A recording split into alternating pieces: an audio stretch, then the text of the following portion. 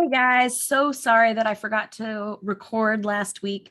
It was a really great session, so I'm really bummed that we didn't get that recorded. But most of the stuff that we talked about are things that are on the video that you will have watched about feelings, the different things that, the different ways that we normally deal with emotions. But one of the things that I wanted to talk through is we worked through the process of processing an emotion. So using the NOW acronym where you notice and you name an emotion, and then you open yourself up to that emotion. And then you look physically inside of you and you do kind of like a body scan and you figure out where you feel that emotion and how it feels physically.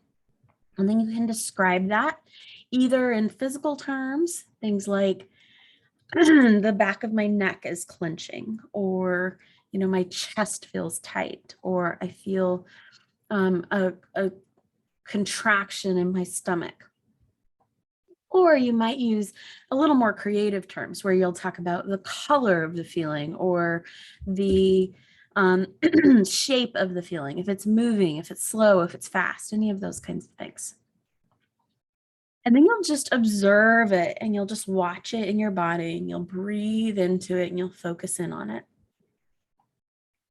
From there, you're going to watch it. A lot of times it will move to different places of your body. You're just going to keep checking in, keep observing, keep explaining, keep focusing in until eventually the emotion will dissipate. It will go away completely. It will feel like it exits your body or just that it breaks up and moves out. And this is the way that you can process a negative emotion.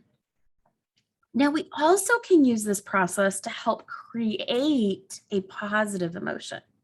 So, one of the examples that we were using was with upgrades. So, with an upgrade that you're doing or with a new skill that you're working on and you're trying to get, one of the things that you can do is you can think about the emotion that you would feel once you successfully had that upgrade. Maybe it's proud, maybe it's excited, maybe it's, fulfilled, maybe it's, I don't know, excited is usually the biggest one. Whatever that feeling is. And then you think about a time, the most recent time that you can think of that you felt that feeling. And you do that same process where you look inside your body and you think about how that feeling felt physically. And you observe in your body how it felt. And then you're going to give it a color. And then what you want to do is you want to think about whatever this emotion is that you want to produce. So let's say you're going to go do your upgrade, you're going to work on your new skill.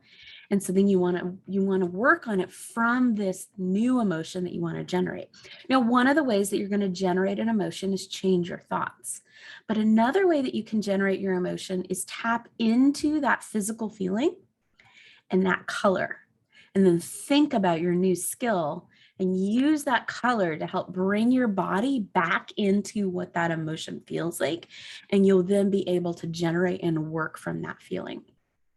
So we did a lot of work with some of the different girls where we kind of went through and we practiced that all together. We practiced both of those things. It can feel a little awkward to ask people to actually go through the process, but it is so powerful. So coaches, if you're in a place where your athlete is stuck, or parents, you're in a place where your athlete is feeling really stuck in a negative emotion, you want to encourage them to take the time to go and process the emotion and potentially even help them do it. So using the NOW acronym, going through the process.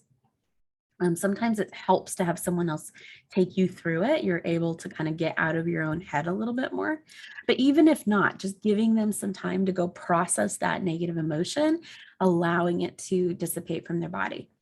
Now, one of the keys, I said this in the video, but I want to say it again. The key is to allowing the emotion. And if you're in a place where you need to process the emotion so that it can go away, you're actually still resisting the emotion. So the emotion doesn't have to go away. You can allow the emotion to be there without reacting to it, without responding to it, without taking any action from it, without resisting it, just letting it be there. Feels a little unpleasant, a little like you wish it would go away. But it's not a problem. It can just be there, and then you can just take action in spite of it being there. Not pushing it away, not telling it not to be there. So like if it's fear, like I can feel fear, I can allow fear to be there and take the action anyways. Not from a place of don't be afraid, don't be afraid, don't be afraid. No, let the fear be there. It's okay to feel the fear. Even in the midst of feeling the fear, we're going to go ahead and still go for it.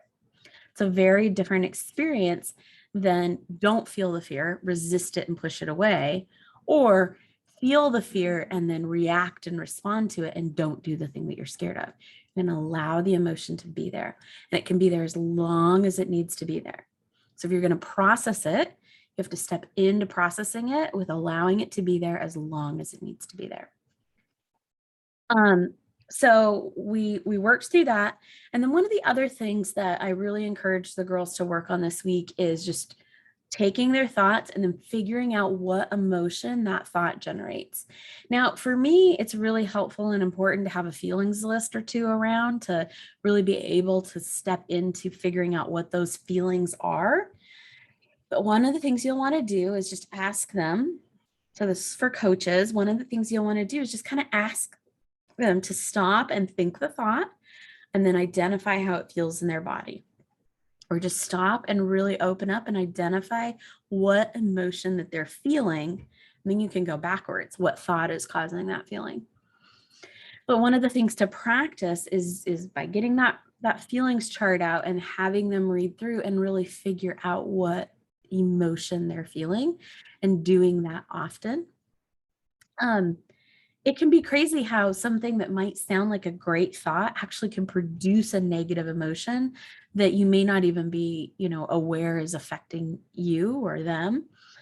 And then coaches and parents, this is for you too. I use these processes to process negative emotions, to process frustration and stress and pressure, and all the things that come in my own life as well. And then also I use it to work on generating the emotions that I need in order to fuel the things I want to be doing. So that is what I have for you, and we will see you again soon. And we will be recording the next sessions. All right, thanks. Bye.